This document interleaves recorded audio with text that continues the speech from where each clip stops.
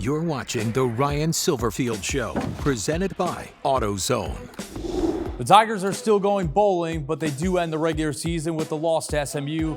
We'll recap the game with the Mustangs and talk with people around the program about what they're thankful for this holiday season. It's The Ryan Silverfield Show. Let's go. The game is on. The Ryan Silverfield Show is presented by AutoZone. When you've got car trouble, you want help from number one. So if you've got a battery problem, head to AutoZone, America's #1 battery destination. Get in the zone, AutoZone.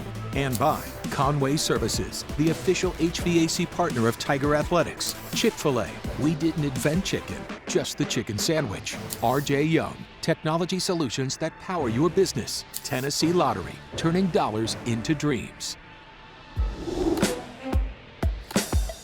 The Tigers and the Mustangs have become a rivalry, and this time SMU got the better of Memphis. Hi, everybody. I'm Dave Woloshin. And I'm Jarvis Greer. Let's take a look at the highlights. The Memphis Tigers headed to Dallas to take on SMU, looking to end the regular season with a win. And early on, it looked like that win was waiting. Memphis getting on the board first with this Sutton Smith 5-yard touchdown run in the first quarter to go up 7-0. And after the Mustangs tied the game at 7 apiece, Asa Martin untying it. Asa with a tough 3-yard 6 show in the second, giving his team a 14-7 lead. SMU was ultimately able to retie the game at 14 when Tyler Levine went in from a yard out with 1:15 left in the first half. Then, on the last play of the half, Tigers head coach Ryan Silverfield called on Chris Howard to kick a 42-yard field goal, and Howard says, "Coach, I got you." Chris, cool under pressure, splits the uprights. Tigers head into halftime feeling good, leading 17-14. In the second half, things get a little more interesting, though. SMU scores, takes a 21-17 lead. Tigers now down 24-17. They score to make it 24-23 SMU. Then with 2:36 to play, Tigers trailing 34-23. Seth Hennigan hooks up with Rock Taylor for a 7-yard touchdown. After the Tigers made the 2-point conversion, that made it 34-31 SMU. The Tigers defense stepping up in the fourth, forcing SMU to punt with 2:13 left. Memphis getting the ball back, and Hennigan going to work. He promptly took the Tigers on a 13-play, 76-yard drive.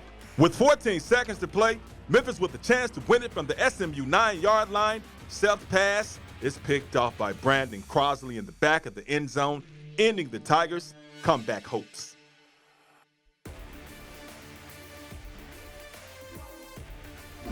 Another way you want to end up your season with a loss. I don't think anything will break us as a team this year because even though we had a couple games where it didn't go our way, the guys always kept their head up, and that loss I don't think is going to change everything that happened. I mean, the guys are fighters, warriors. I feel like they show up every game to play, and we've been in the fight all season long, even though we lost a couple games. Coach, all good, successful college football programs rely on seniors. You've got 17 this year, some you've known for a long time. You've talked about Matt Dale, 7 years with him, Quindell Johnson, who we all fell in love with. Let's talk about Zay Collins. Here's a guy who became your #1 tackler this year. Yeah, Zay Collins is a guy, same deal. I knew him from high school. I remember going to his high school in Euclid, Mississippi, showing up.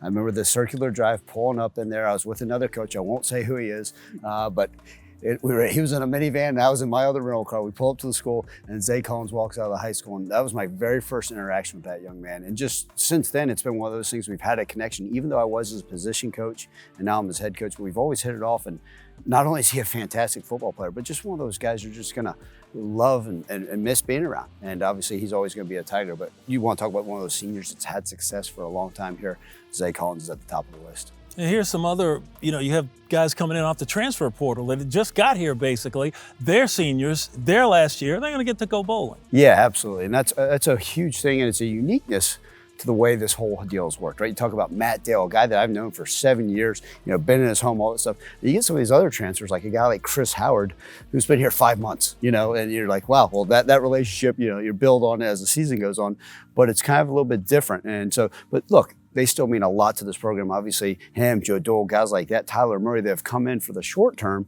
that have had success here, that have helped us out, and hopefully it's been a win-win for them. They came in here, accomplished those things that they wanted to, able to go to a bowl game, play a high level of football, and they're still seniors for the Memphis Tiger football program. I know you're going to miss them whether they were here for 7 years or the 5 months, and both those special teams kickers have really contributed. I wonder, how will senior days be different now that we have transfer portal? Yeah, I mean, that's absolutely some of it, right? Because now you're talking about some of these guys that hey, I did senior day at that school X last year, now I'm doing senior day again. They get to double dip, some of these guys, and that's just the uniqueness of it. And another thing that's made it a little bit unusual lately is, some of these guys are able to come back for that extra year, do that COVID waiver. And so you're seeing some of these guys, wait, how the heck did he play a 6th year? How did that happen? Now all of a sudden, wait, he's a senior last year, he's gonna get recognized. So I think we'll have some guys that maybe recognized twice. That's okay. We can afford to buy him another jersey and figure this thing out. I think you actually have somebody like that, right? Isn't Allen a guy that could stick around because of the COVID year? That would be wonderful. We'll have that sit-down conversation with Jalen. Obviously, I hope that he has the ability to go to the NFL. But those are those conversations you have with these young men, maybe leading up to the bowl and kind of figure out where everything lands. So how long does a COVID waiver last? I mean, we knew about it when it happened, while we were in the middle of the pandemic, but how many guys do you have on a team that could possibly get an extra year, or does the COVID year run out after this season? Yeah, so it's about 50% of the team. So it's during that COVID year, if they were on a collegiate roster, it doesn't count towards their year of eligibility. So you look at those guys that are really either sophomores or redshirt sophomores that kind of maybe fall into that category of where this thing could happen. So we've got a handful, I said we'll deal with that when the time comes. Some of these guys may not want to be in college for 6 years. Some of them may want to be like Brady White and work on their doctorate. So we'll figure that out when that time comes. But you look at the roster, you sit there and say, okay, what year is this guy? Is he a freshman, redshirt freshman? Is he a junior? What the heck's going on? And that's the nature of it. But it'll all sort itself out in the next couple of years. But with this portal and everything else, it's made for unique opportunities of roster management. We got Joe Dirt and Hawk from the Road Warriors over here. I wish you had this. Oh, I need to get you guys some. So you're bringing out some new jokes today. Yeah. I thought we were the ones with the jokes. Hey, I got the mic today. Hey, Coach Barnes, you just tell me what foot I need on. You have whatever foot you want, I'll just kill somebody. All right. I like the way. There you go. Honestly, I don't care what you do. If you're supposed to drop and you rush really, really hard, I'm going to tell you good job. All right. Do something really fast and really hard. I just feel like myself, lead them behind the glitz, happy with me every step. Here's Coach Cramsey mic'd up. Beep, beep, beep, beep, beep, beep, beep, beep, beep, beep, beep, beep, beep, beep, beep, ball, beep, beep, beep, Hunter, beep. And then the time I would have had all the conversations, as soon as I put the mic on, nobody want to talk to me no more. That's crazy. Hey, yo, bro. What's good? What's good, Joe? Say something to the camera, man. You like Bobby Boucher. Okay, I said the same thing about you. This right here, this is Kobe Kingston, right here in real life. I hope y'all get him with his helmet on. Zay, I think we got the best water in the country. What you think? The best water? Best water. They say it's the cleanest, too. I might freestyle on him. See if I can get me a record this. That's what you're fired from the draft. Turn. Fired from what? Go. Yeah, he's not going to get it. If you played offensive line in high school, you can't run this play. Well, football is fun, and everyone around this program knows they have a lot to be thankful for this holiday season. We'll ask them about that coming up next. You're watching The Ryan Silverfield Show, presented by AutoZone. Welcome back to The Ryan Silverfield Show. With the Thanksgiving holiday just behind us, we ask people around the program what they're most thankful for this time of year.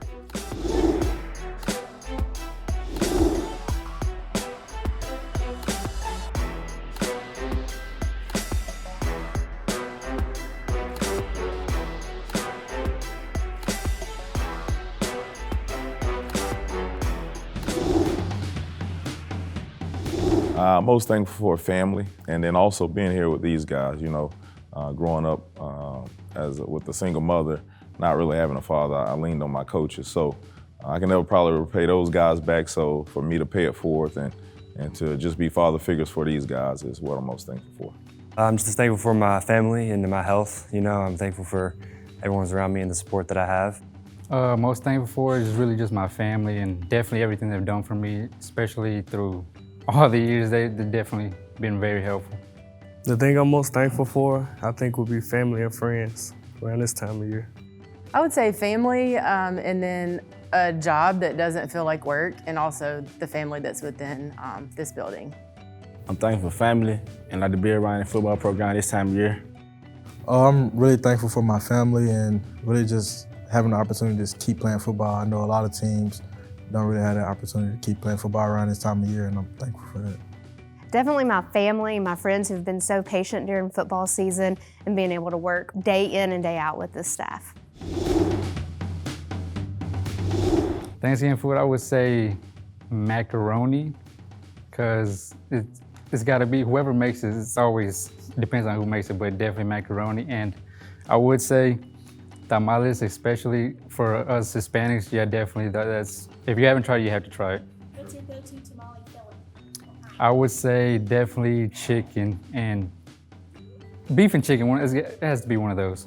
I wouldn't be able to decide, to be honest. I'm gonna have to go with chicken and dressing. You know, my grandma makes some great chicken dressing, so I'll shout out her. You gotta have cranberry sauce with it though. That's my favorite. Chicken instead of turkey, really? Yeah, chicken and dressing, yeah, every year. Number one food. Back in the day, I would have said ham and stuffing, but since the invention of fried turkeys, I would say fried turkey and stuffing. Do you fry your own turkey? I have. About 2 years ago, during COVID, I fried my own. So. Did you catch anything on fire? Nah, I did not. I did not. I got two. My number one is macaroni, and you gotta have the yams on the side. Yep. Marshmallows or no? No. You don't need the marshmallows. Just the brown sugar and the vanilla. Come on now. It's not technically Thanksgiving, but every holiday my mother makes chicken and dumplings just for me. It's chicken and dressing. Gotta have the cranberry sauce though. It ain't the same as the cranberry sauce. Sweet potato casserole, for sure. Marshmallows or no? I don't mind them, but not usually. Chicken and dressing.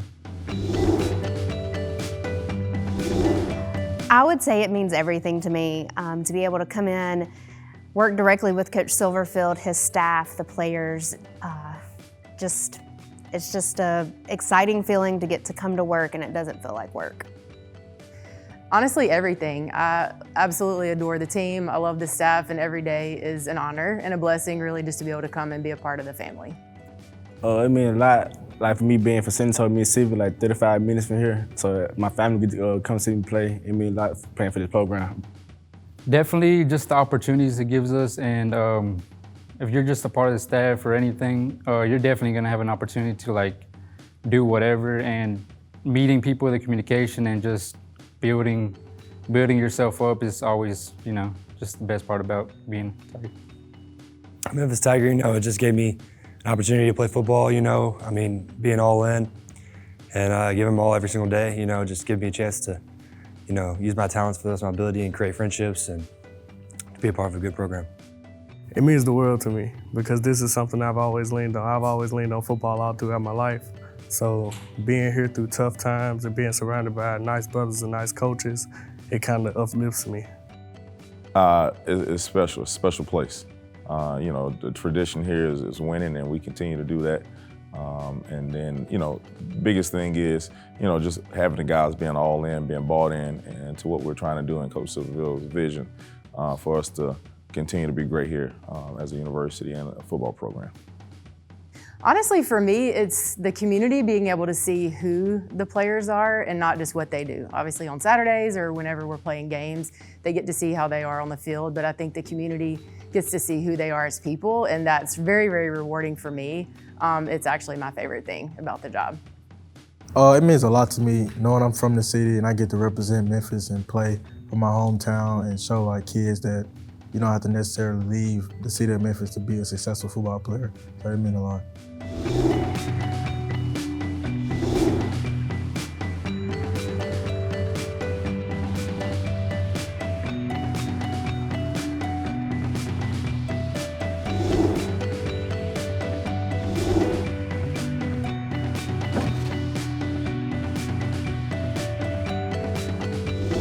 Coach, I am still full from Thanksgiving. It was a heck of a weekend for me. But we think about and reflect here what we're thankful for. Absolutely. So this year, what are you thankful for? What is your team thankful for? You know, first and foremost, I'm so thankful for all those people that are involved, mostly behind the scenes. You know, look, it's sometimes, right, with the TV show and the radio show, I'm at the forefront of this thing. We got a lot of star players, and they certainly deserve the recognition, but there's so many people that are involved in this operation, right? From the janitors to the operations to the equipment staff, so many people that I'm so thankful for that make this thing really go. You know, I just happen to be the one that sits here in this chair and gets to talk to you guys, but I'm so thankful for all those people. And then our team is so thankful for the ability to continue to play football, right? We're a team that loves each other, that is bonded, that continues to fight and cares about what this thing looks like. They care about each other, and that's so unique to find a bunch of 18 to 23-year-olds that truly have a family-like feel. And you know what? Guess what? We get to do it for another time on our bowl trip. That's right. And speaking about getting to do it for another time, you got to pull up to the table there and get the feast. What is it that's on Ryan Silverfield's plate? Well, you know what? I'm one of those, you know, for a long time now, you know, being part of this, you know, college football in the NFL. I've played some games on Thanksgiving, you know, with the Detroit Lions and done those other things. But, you know, generally most of my meals are usually at the facility. So whatever served in the cafeteria, that's where where I end up eating, and that's just the nature of it. I've been, you know, sometimes football takes you away from family. This is my family here. And so a lot of times I just figure out what turkey and dressing's up there in the cafeteria, and that's usually what I chow down on. Okay, now real simple then. Rate them. Who had the best on-facility turkey dinner for you? Well, you know what? We had some good meals up in Minnesota. I gotta be honest with you. Now, what we do here in Memphis is great. It's a little Southern style, which I appreciate. But some of those meals up at the Vikings facility were pretty darn good. I think I'm still paying dividends for it.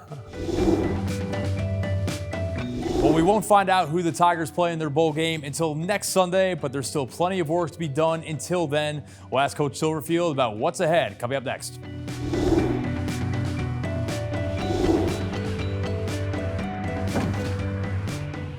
You're watching The Ryan Silverfield Show, presented by AutoZone. Let's take a look at the AutoZone road ahead.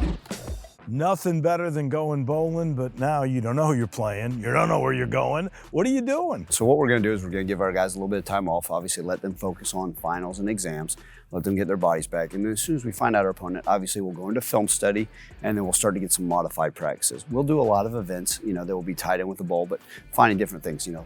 Over the years, we've taken them to Grizzlies games, we've done bowling events, we've done a lot of different things, you know, to continue to build a camaraderie, plus spend some time with them, especially when school gets out. Now, with all that being said, we still go on the road recruiting, we still do all those things. Signing day coming up, all those things are impacted with what we're trying to get done. Now, as a program, which would you rather? Would you rather play in one of the earlier bowls, or would you rather play in one of the ones that are closer to the New Year? Well, I'll take as many New Year's first day bowl games as we can get. Obviously, that's where we want to get back to. But whatever they throw us, we can't sit there and pick and choose. Sometimes I like the later bowl game because maybe you get more practices with the guys and maybe more time on the road recruiting. But whatever they choose for us, we'll be prepared and ready for. That was tonight's AutoZone Road Ahead. AutoZone, America's #1 battery destination and official sponsor of Tiger Athletics. Get in the zone, AutoZone. The coaches don't care, but I like the options. Fenway would be cool, Boca's warm, and Shreveport, well, we can all drive there. We're back with a wrap on this one in just a minute. You're watching The Ryan Silverfield Show, presented by AutoZone. This is our final regular season show, but next week, the debut of the Penny Hardaway Show. We'll see you then. The Ryan Silverfield Show is presented by AutoZone. Next time you need a car battery, just pick it up. Visit AutoZone.com and select same-day store pickup. Just one reason why AutoZone is America's #1 battery destination. Get in the zone, AutoZone. And by Conway Services, official HVAC partner of Tiger Athletics. Chick-fil-A, we didn't invent the chicken, just the chicken sandwich. RJ Young, technology solutions that power your business. Tennessee Lottery, turning dollars into dreams. This copyrighted telecast is an exclusive presentation of Learfield under the broadcasting rights granted by the University of Memphis. Reuse of this presentation is prohibited without the expressed written consent of the University of Memphis and Learfield.